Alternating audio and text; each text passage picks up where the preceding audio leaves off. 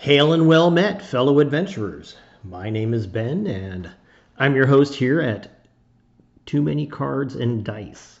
Got another deck tech for you this evening, and it is for Commander format, and it is Callaphe, Callaphe, I don't know, it doesn't matter. Beloved of the Sea. Blue one, legendary enchantment demigod. Power is equal to your devotion to blue. Creatures and enchantments you control have spells your opponents cast that target this permanent cost one more to cast. So really, the best thing to do with this guy, and it's what I've done, is to lean into that whole devotion thing and make him a Voltron commander. Now, for those unaware, maybe you're new, maybe you're just popping in, Voltron commanders stack up everything on, well, the commander. So if the commander gets removed, all of the buffs and bonuses tend to go away with it. So it's an incredibly vulnerable, yet surprisingly useful strategy for decks. But to make it more difficult, I have opted to make it an artisan format, which is something I only recently learned about, where you can only use cards that are commons or uncommons, which is a real shame because some of the best and most useful devotion producing cards are rares or mythics. I mean, look at that. 4 devotion, rare. 3 devotion, rare. 3 devotion, rare. 3 devotion, rare. 3 devotion, rare. 3 devotion, rare. 3 devotion, rare. Rare, rare, rare, rare, rare, rare, rare, rare, rare, rare, rare, rare, rare. All of these cards, granted, some more awesome than others, are rare, which means I can't use them. I'm forced to rely on the handful, very small handful at that, of uncommons. And honestly, I can only find one worth running, but it's in here and you will see it. Or you can cheat and go to the deck list in the description. Now, let's get this party started, shall we? And, oh, I lost my categories. Where are we? Here we are. They're upside down. Okay. So, luckily, with this format, I get to play with cards I normally ignore. So let's start with Altar of the Pantheon. My devotion to each color and each combination of colors is increased by 1. So he's a rock. Add 1 mana of any color, and if I control a god, demigod, or legendary enchantment, I gain 1 life. I don't know. I would never play it otherwise except in a deck like this, but here you have it. But I've got some other cards that are in here purely to boost up the commander and do nothing else. Spectral Flight. Flying +2/+2. 1 devotion. One with the Wind. Flying +2/+2. 1 devotion. Cartouche of Knowledge. Flying +1/+1. Draws me a card. 1 devotion. Mantle of Tides, equipment that I can technically equip for free. So it gives me +1/+2 and 1 devotion. And then Corrupted Conscience, 2 devotion, and I control enchanted creature, and that creature has infect. Yes, technically this is a weird type of removal perhaps if I steal an opponent's best thing. But the reality is I'll just slap it on my commander, and ideally I hit you for 10 infect, and that is that. Now, all this damage dealing, how is the damage going to get through? I'm glad you asked. Well, I'll start with Distortion Strike. It's a sorcery, no devotion, but I get +1/+0 until end of turn, and I cannot be blocked. Similar to that is the instant Shadow Rift. So no devotion, but I get shadow until end of turn, and I draw a card. Here's some devotion in aqueous form. 1 devotion, creature cannot be blocked. When it attacks, I scry 1. Invisibility, 2 devotion. The creature can only be blocked by walls. Stealth mission gives me no devotion, but it gives me 2 +1/+1 counters, and the creature I put it on cannot be blocked, which is just a fun card. All right, Jailbreak Scheme. I am probably always going to cast it for 4 because it's got Spree. For the +1/+1 counter on target creature cannot be blocked this turn. Maybe I'll do the second part. Maybe I'll do both of them. But it's in here for that +3. You know, for a total of 4 mana. Speaking of 4 mana, here's Tygum's Strike. Creature gets +2/+0 until end of turn and cannot be blocked this turn and also has Rebound. Here's an Aura for 1 devotion. Creature gets +2/+0 and is unblockable.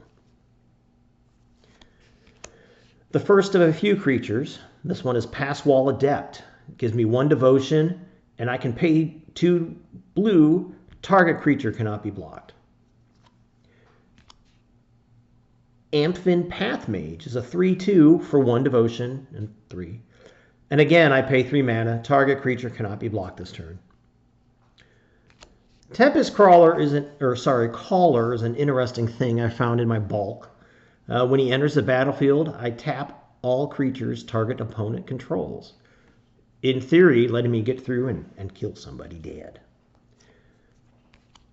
Here's a fine card, Deep Channel Mentor. It provides 1 devotion, and blue creatures I control are unblockable. And lastly in this category is the Archetype of Imagination. For 2 devotion, creatures I control can fly. Creatures my opponents control lose flying, nor can they have or gain it. Yay! All right, so that's how my Voltron is getting through. Now, I know, it would not be a blue deck without some form of counter magic to save it. So, to kick things off, I've got Spell Pierce. Counter non-creature spell unless its controller pays 2. I have an Offer You Can't Refuse. Sure, take your treasures while I counter your spell. Dispel, counter target instant, which is most targeted removal. Negate, counter target non-creature spell. Reasonable Doubt's an interesting choice. I counter the spell unless its controller pays 2, but I suspect up to 1 target creature, my commander. Because, yay, I have Menace, so now I'm a little bit harder to block, and I cannot block with him, which I have no intention of doing anyhow. Counterspell, because counterspell. Thassa's Rebuff. I wanted more devotion carrying cards, but this is the only one that is not a rare that is playable. Foil, a lovely common. I can discard an island and another card rather than pay the cost to target a spell. So it's free counter magic. And those are the counter spells, but I do have other protection at instant speed. I've got Slip Out the Back, put a +1/+1 counter on target creature, and it phases out. Remember, folks, phasing is lovely because the counters and the auras and equipment stay on it. And lastly, I have Aetherize. What a great card. Return all attacking creatures to their owner's hands. This will only buy a turn or 2, but still, incidentally, it sets you up to punch somebody really hard in the when you retaliate. Next, in addition to those forms of protection, I have more stable devotion-producing ones. I've got Combat Research for 1 devotion. Enchanted creature has, whenever this deals combat damage to a player, draw a card, which is nice. But it also gets +1/+1 and ward 1 if the creature's legendary, which it's gonna be. Vanishing is a lovely common from Visions. You just put it on your guy, and then you pay 2, and the enchanted creature phases out. It's a blue deck. You're going to be holding up mana anyhow, be it for this or a counter spell. Now I've got some fun ones coming up. The next few are all auras that are very similar because you flash it in, you get 1 devotion. When it enters the battlefield, enchanted creature gets hexproof until end of turn, as well as +1/+0 in flying. And since it's an aura, it sticks around. Same thing as Cradle of Safety. Flash this 1 devotion in, critter gets hexproof and +1/+1. Starlit Mantle, 1 devotion, hexproof, +1/+1. This one you cannot flash in, not normally. Pemin's Aura. And I believe if you rearrange the letters, you get Superman. Regardless, you have many options with this card. Chief among them are gaining flying, and enchanted creature can't be the target of spells or abilities this turn. Effectively Shroud, because that means your stuff as well. And it gives 2 devotion. Lovely. Then I've got just some creatures to hang out and help keep me alive. Fog Bank, which is a wonderful blocker because it prevents all combat damage. Oh, and 1 devotion. Spiketail Drakeling, 2 devotion, 2/2 flyer that I can sacrifice to counter a spell unless its controller pays 2 extra mana. Wall of Air, 1/5 flyer for them lovely 2 devotion. Guard Gomazoa, 1 devotion, defender flying, prevent all combat damage that would be dealt to it. Soratami Savant, 2 devotion, flying. What is he? He's a 2/2. I can pay 3 and return a land I control to its owner's hand. Counter target spell unless its controller pays 3. And then Ye Old Ghost Ship. I love this art. I think it's better. Well, is it better? It's tied with the original art. But this is the one I've got. So this is the one in the deck. Fly, 2/4, regenerate, 2 devotion. Lovely ways to keep myself alive. Next up, because I'm not nearly done, is, let's do draw, shall we? Goggles of Night. 1 devotion, scry and draw. Loyal Drake. 1 devotion, and at flying 2/2 at the beginning of combat, if I control my commander, and I hopefully will, draw a card. Good old Thieving Magpie. I love this card. It's very simple and elegant for what it does, and in this case, it as a bonus, it gives me 2 devotion. Flying 1/3 when it deals any type of damage. Draw a card. Dark Slick Drake.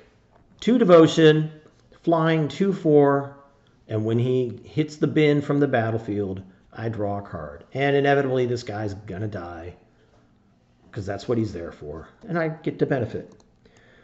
These next 2 are very close. Reconnaissance Mission, so 2 devotion.